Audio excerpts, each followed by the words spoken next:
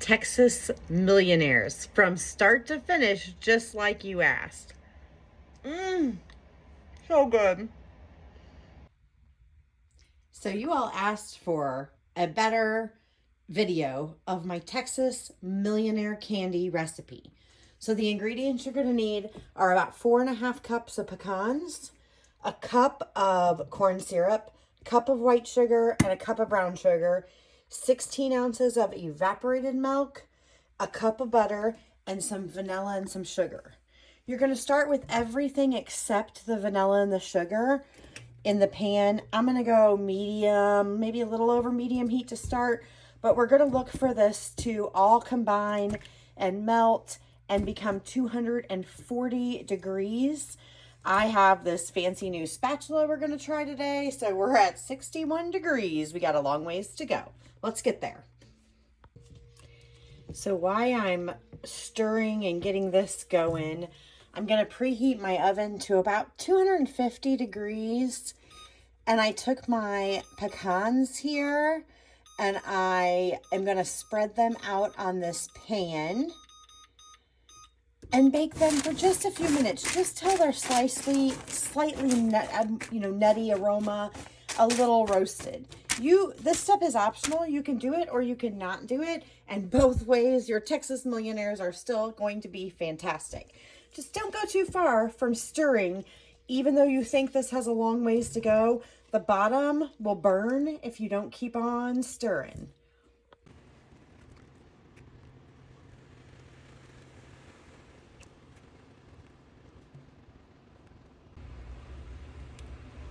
So once those butter sticks are completely melted, I'm going to turn my heat down to medium and definitely not over it. And now we're really and truly just waiting. And it will seem like it's climbing fast, but it's going to take a while. We're at 186.3 now. So we are definitely not there yet, but I just wanted to show you it. We're about 216. And we're just bubbling and stirring away. I also switched out my salt for my pretzel salt. I kind of forgot when I grabbed my other salt that we like the kosher, the salty caramel with the pecans in the Texas Millionaires. But we're just stirring this. I've got it on a medium heat and we're going to keep on going. Don't forget to occasionally check on and maybe toss around your pecans or pecans. Which way do you say it? Pecans or pecans?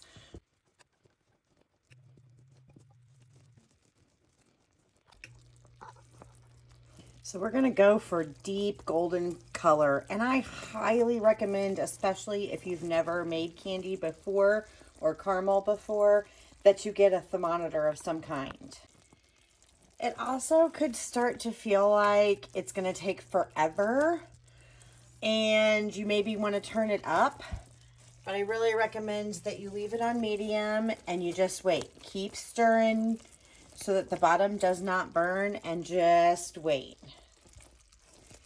Also, don't forget about those nuts. In my opinion, once you can smell nuts, they're too far. But everyone likes their caramel and their nuts at different temperatures. At 250 degrees, your pecans are pretty difficult to burn, especially if you're standing here and stirring caramel. So I like a slow oven because I definitely don't want to waste expensive nuts. Another reason not to walk away from this pot. Not a cheap thing to mess up on. So just don't walk away and you'll be good. Caramel is also extremely hot, so definitely don't taste this.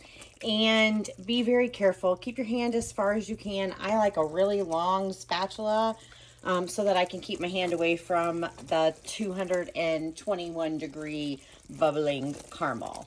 So we're just going to keep going. We're looking at 240. 240 is what I took it to on my last batch, and it was a little soft, so I might go like, we'll see, 245. I don't want to go over that, but maybe 243 really. I'd rather soft than hard, that's for sure. That's my opinion, but we don't really care for brittle. We like soft, chewy, melt in your mouth caramel. So we're just gonna keep on going. It is really bubbly, very warm, starting to turn kind of golden colored. We are at 225 degrees. I pulled my pecans out of the oven, and I did drop a little bit of non-golden caramel to show you at the end. And I've got my salt and vanilla, which I'm not going to forget. We're gonna keep scraping down these sides and stir in our caramel.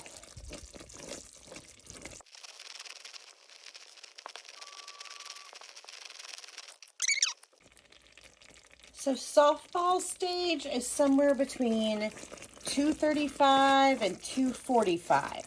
So 240 is a good place to shoot. Like I said, today I'm going for 243. I definitely want it on the high softball stage. I want it to be soft and chewy, but I don't want it to be too soft and chewy. So we're getting closer, but we're going for 240 to 243. Don't stop stirring this bubbly, golden brown, delicious smelling caramel sauce.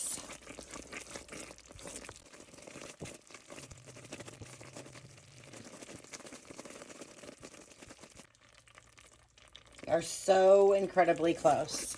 So I've been at this about 45 minutes. So constant stirring at my stove for about 45 minutes. And like I said, I'm looking for about 240 or just a little past the softball stage. You can use water and a drip method. You can, just search softball stage and you'll see that. If you don't have a thermometer, but I really highly recommend a thermometer. All right, so I've hit the 240. I am going to take it just a little past that today. I just felt like 240 was a little soft. All right, it says 241. So we're going to add my salt. You can add as much or as little salt as you would like. Beware that sometimes vanilla will make your caramel bubble up. And I turned it off the heat. We are ready to pour this on our pecans once we get all that stirred in there. All right, so I am just stirring in the end of that vanilla. And I am ready to pour this over our pecans. Yum! So I'm going to get every bit of goodness out of here, and then I'll show you this.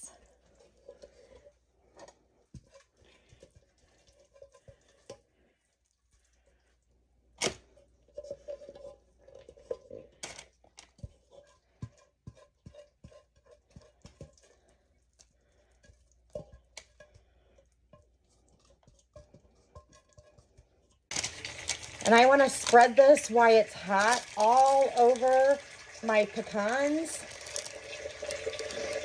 Get them all dunked in caramel sauce. Woo, it's so exciting to have a present for my husband out of the way. He is so hard to buy for, but definitely loves his mama's Texas Millionaires.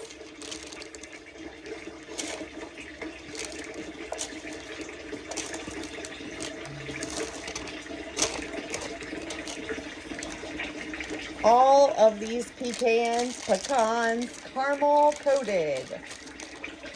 Yum.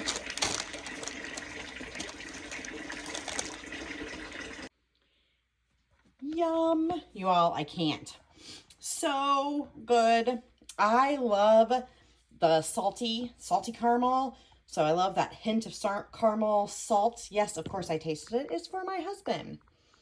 So now, while we're here, before I clean it up, I wanted to show you that you really want a nice golden, rich color like this one. This is where we ended, not these lighter colors. So you're going for a nice, rich caramel sauce, and that's when it cools. I know it's kind of gross, but it sets up And these will not. Like, did you see how runny that is? That does not going to set up. So that's why you want to make sure you take it to like the 240 degrees. All right, we're going to let this cool and then we'll be back to dip them in chocolate.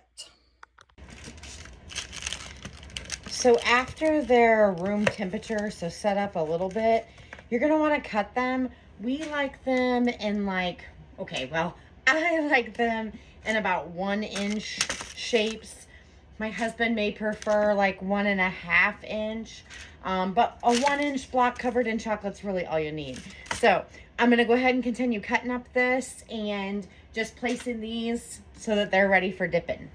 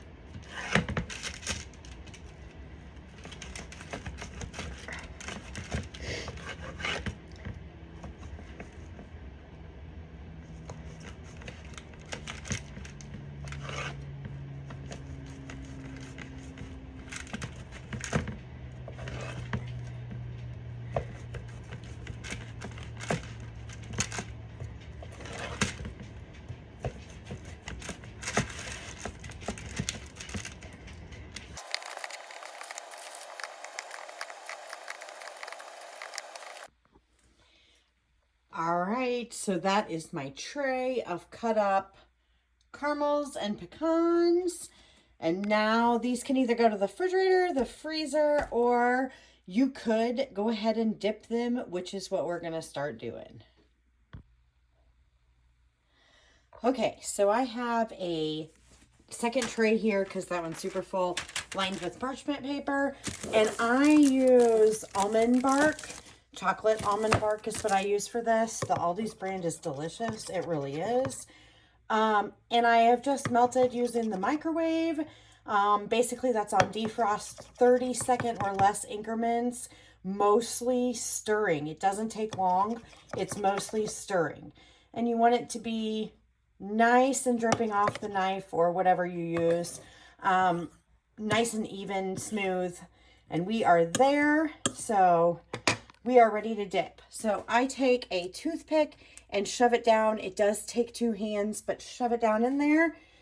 And then I dip and let it drip off as much as I can. And they will fall off the toothpicks and everything else. It is a messy process. It's a labor of love for sure. So I have a second toothpick here handy too, because sometimes it takes 2 toothpicks to get it off. And sometimes I can just shake like that and it falls off. So we're ready to go again. We'll see if I can find one that will stab good. Maybe that will work. but with one hand here and into the chocolate. And it is gonna fall, so I'm careful here. Oh, I'm just gonna go ahead and move it. So like I said, this is now of course it's not falling. This is a messy process. So if you can stab them in the middle, it is much better. Of course, two hands, because I can kind of use this other toothpick to catch if it decides it wants to fall. I really like them with as thin of a coat of chocolate as I can get them, so not like that one we just dropped on there. And I do think they're easier to stab at the side, so instead of stabbing them this way, I keep stabbing them into the side that we've cut. I do think that's easier.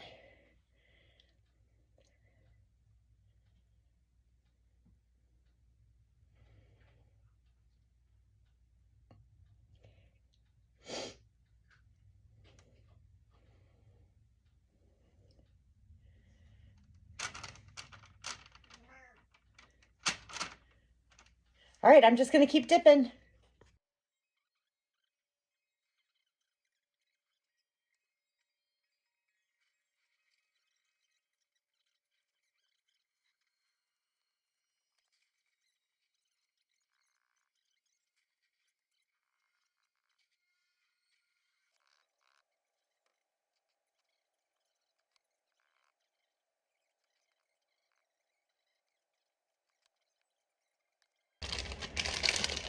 So as needed, you may need to melt some more chocolate.